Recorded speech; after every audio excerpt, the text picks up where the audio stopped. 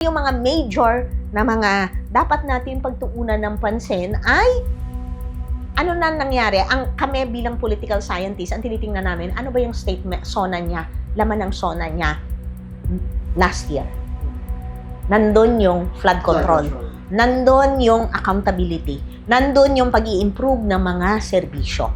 Nandun yung pagpapababa ng presyo ng bigas at iba pang mga agricultural products. So, dapat yun ang lamanin.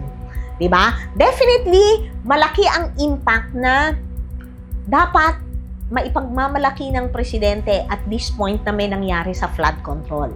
Sad to say, na-torpedo yan nung mga mismong mga senador na ayaw nila na pirmahan yung partial report. Medyo mabagal din yung takbo ng ombudsman, pero at least may mga kaso, yung DOJ, may mga napapag-aralan silang kaso. Pero ang iniintay kasi ng mga tao, may big fish talaga na makasuhan. Pero yun nga, ginagawa ang paraan para yung mga senador at mga congressman ay hindi makasuhan. Diba? Nagtago si Saldico, at bumaligtad na rin siya, 'di ba? Kung ano-ano na, sino-sino na inada. So na-model yung investigasyon kasi ito may mga pabago-bago yung mga maleta, ito yung mga Marines na it turned out hindi naman pala lahat Marines, hindi na yung iba pala retired na o yung iba natanggal sa pwesto. Pabago-bago na yung storya nila, nadadagdagan yun, binibigyan ng maleta. So namamodel. Dahil dito, natuturpil. Kaya apektado rin talaga, kita nyo yung sa surveys, ang baba ng trust, negative na yung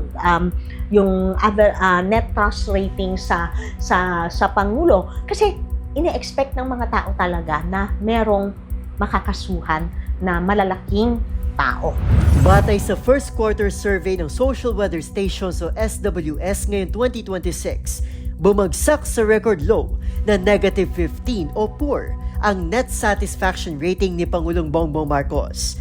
12 puntos itong mas mababa kumpara sa kanyang neutral rating noong Nobyembre na negative 3. Ito na ang pinakamababang numero na nakuha ng Pangulo mula na magsimula ang kanyang termino noong 2022. Bumaba ang kanyang rating sa lahat ng lugar sa Pilipinas, pero pinakamababa sa Mindanao, ang balwate ng Vice-Presidente na bumagsak sa negative 40 mula sa plus 72 noong October 2022. Ayon sa isang analyst, bago pa man maaresto ng ICC si dating Pangulong Duterte, nagsimula ng bumaba ang numero ni PBBM sa Mindanao. Pero posible anyang nakaambag ito sa patuloy na pagbaba ng rating ng Pangulo.